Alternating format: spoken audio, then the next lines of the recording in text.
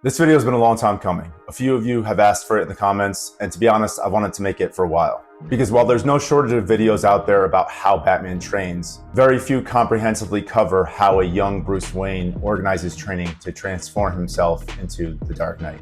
This will be different from most of the How Batman Trains videos out there, because it won't just be a list of exercises and workouts that he'd do or fighting styles that he learned.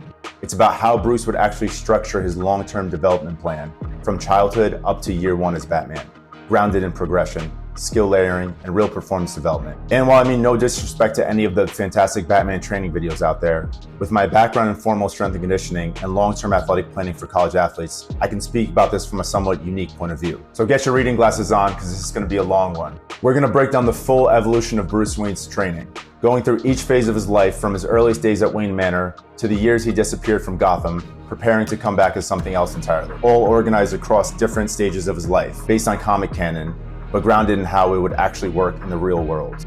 But as I outlined and started putting everything together, I realized that this was going to be way too much to include in just one video, unless I wanted to make it over an hour long. So this is going to be a two-part series. The first video will go over his foundation years and his adolescent development, and the next will cover his global apprenticeship and return to Gotham. So let's get into it. To structure Bruce's transformation, we're going to look at his training into two distinct stages of physical development or maturation. Let's just call them tiers of development.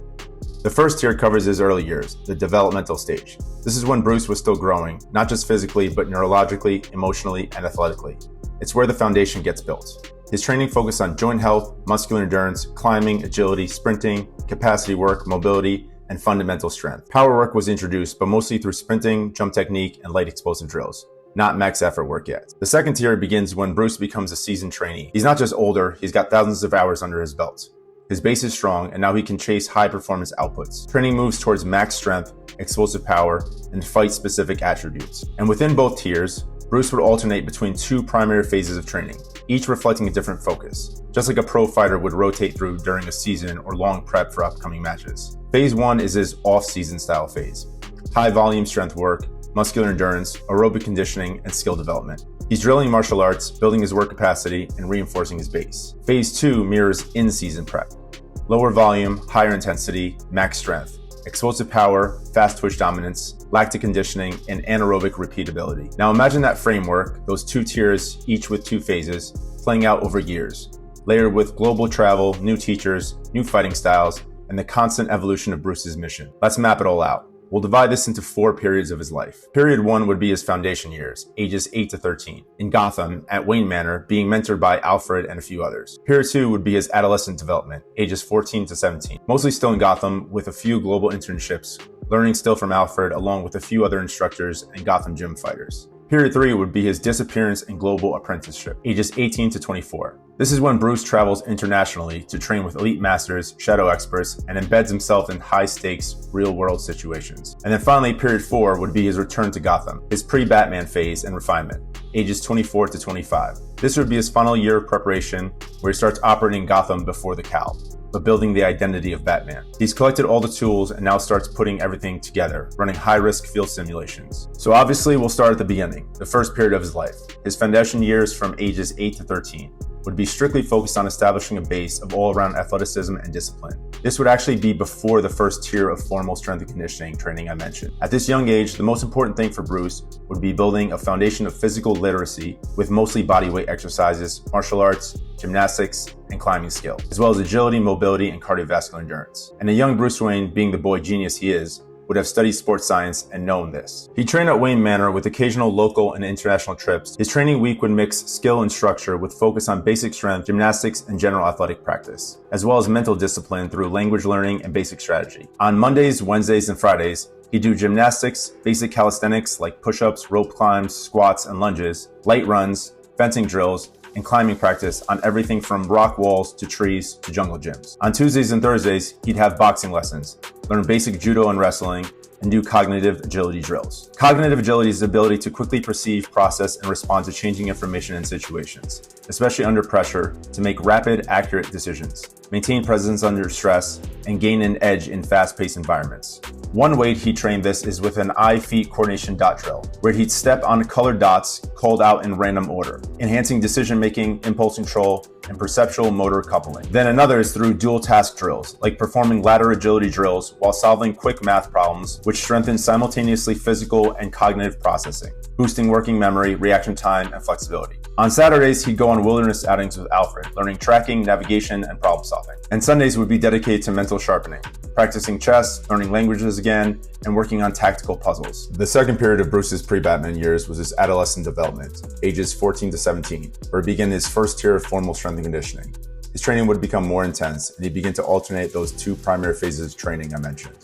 He was still based mostly in Gotham, with occasional trips abroad, training under fighters, survivalists, security operatives, and of course, still good old Pennyworth. His focus shifted towards strength and power, more advanced striking, grappling, situational combat, and tactical thinking. Before diving into the specifics of strength and conditioning phases, here's an overview of how Bruce could structure his week, balancing physical training with martial arts, gymnastics, mental training, and self-education. Day 1, strength and conditioning in the morning, which we'll go over in detail later. Then evening grappling plus decision-making games under fatigue to sharpen mental composure. Day 2, morning alactic power intervals and ground movement flow to sharpen joint sequencing. Afternoon striking, Muay Thai, kickboxing, clinch drills, footwork and body conditioning with Kyokushin karate. Evening language lessons, Japanese, Arabic, and Russian, followed by undercover identity work, accents, disguises, and dialogue training. Day 3, morning intense strength work.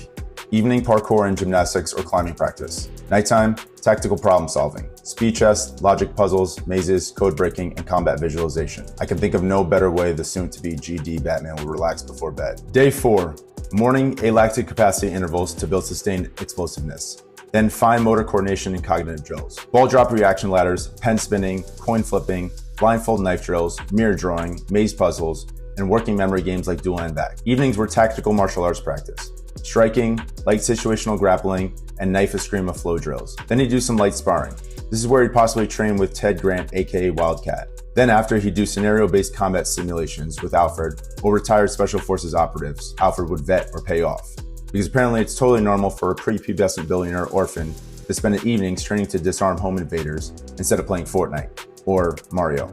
I forgot what decade I'm supposed to be telling the story in. Day 5, full body strength volume in the morning. Evening, tactical sparring, empty hand, multi-style rounds with shifting conditions to simulate chaos, including scenarios in dark or cluttered environments. Day 6, a lower intensity skill and cognitive focus day with no main strength and conditioning, split into 3 blocks since it landed on a weekend day with more time. Morning, reactive balance, ankle stiffness drills, and parkour. Afternoon, joint integrity, tension control, blade defense, and fencing. Evening, stealth circuits, motion sensor gauntlets, and flash recognition drills. Weekends sometimes also included training with Zatara, learning escapology, sleight of hand, and misdirection, or with private tutors in mechanical engineering, computer science, hacking, and coding. Now, let's get into the specifics of his daily strength and conditioning. As I've already mentioned, he would alternate between a Phase 1 capacity, off-season style phase, and a Phase 2 output, in-season style phase. Phase 1 is more specifically training general capacity, focusing on foundational strength and muscular endurance, hypertrophy, joint integrity, and aerobic training. When you look at the weekly training template, you'll notice movement categories instead of exact exercises. So you might see base strength lower body, with sets and reps listed. Bruce kept a movement key or database for each category, so he could rotate different exercises over time. So you can go back and refer to these keys for each movement classification to get an idea of what movements to plug in. Now, quick review of some strength and conditioning terms. Base strength means moderately heavy weight with moderate reps.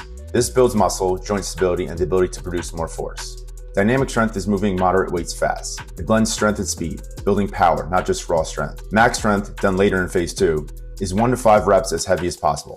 It's about improving absolute strength or the ability to lift as much weight as possible. Explosive strength is similar to dynamic strength, but involves very light loads or just body weight, expressing force instantly. Think jumps, plyos, med ball throws, and sharp reactive power. Alright, so day 1 would be base strength lower, dynamic strength upper, and oxidative training. Bruce would start with a base strength lower body lift. 3 to 5 sets of 5 reps at about 75 to 80%, or 6 to 7.5 RPE, or 2 to 4 reps in reserve, if you're familiar with those terms. He'd stick with one hinge or squat lift, like a deadlift or a trap bar pull, for the whole phase to progressively add weight. Then he'd train dynamic strength upper body, 4 to 8 sets of 3 to 5 reps at 65 to 75%, moving the bar fast for explosive force. Next would come strength endurance circuits. For the first pairing, it would be a linear single-side knee dominant exercise with a horizontal push. Refer to the movement key, but this could be any type of 2 or 1 arm dumbbell press, or even something like a weighted push-up. For the second pairing, a horizontal pulling accessory, a sled push or drag, and a dynamic linear trunk exercise like hanging leg raises, or a static one such as a weighted plank.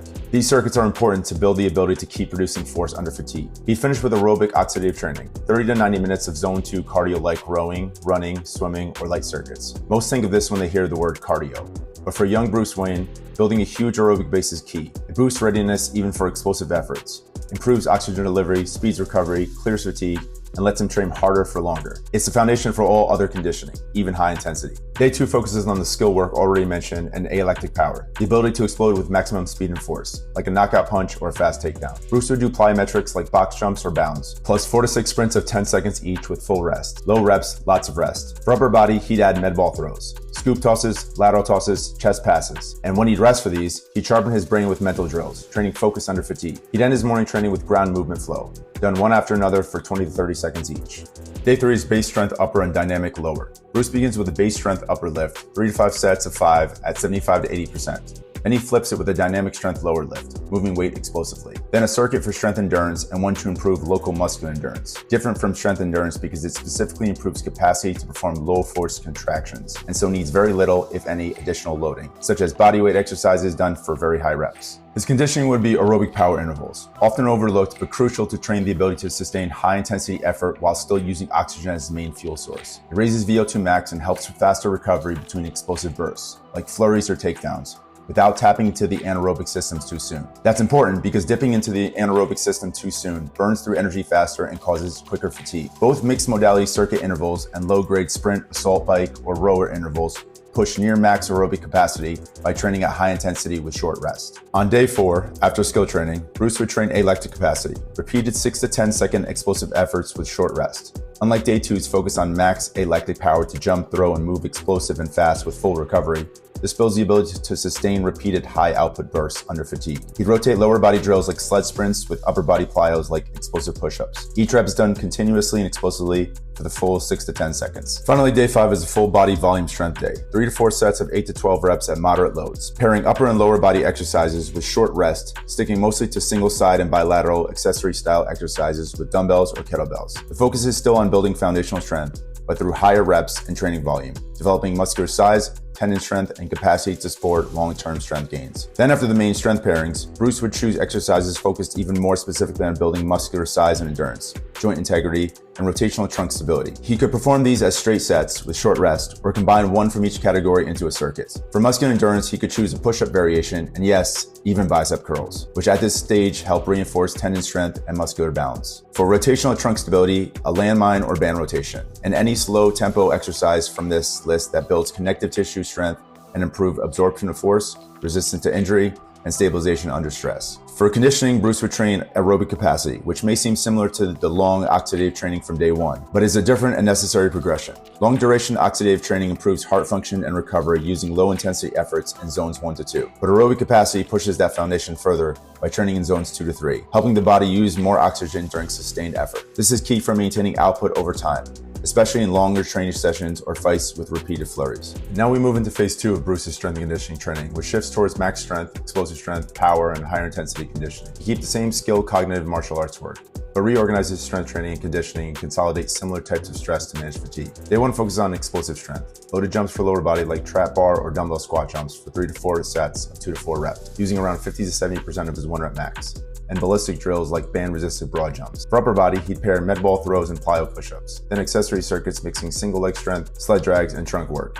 Conditioning would be aerobic capacity intervals. Day 2 stays skill-based with ground flow and identity training, dropping the aelectric sprints from phase 1. Day 3 is max strength, heavy squats or hinges and upper body presses for 3 to 5 reps at 80 to 90% of his max. This is still max effort work, but unlike the typical 1 to 3 rep sets at 90% or more, where he'd be testing his absolute limits, he's building strength, structure, and long-term potential without burning out too early in his development. This would be followed by circuits to reinforce speed without excessive fatigue, endurance, and grip. Conditioning shifts to aelectric capacity, short sprints, sled drives, and explosive clusters for both lower and upper body. Day 4 is reserved for martial arts, sparring, and coordination work, which allows recovery from the heavier strength sessions. Day 5 is structural strength. Though focused on max strength and power, this day reinforces structure, muscles, connective tissues, and stabilizers, using higher volume with moderate to heavy loads. He'd pair compound pushes and pulls with single leg work, Then add accessory circuits for explosiveness and connective tissue durability.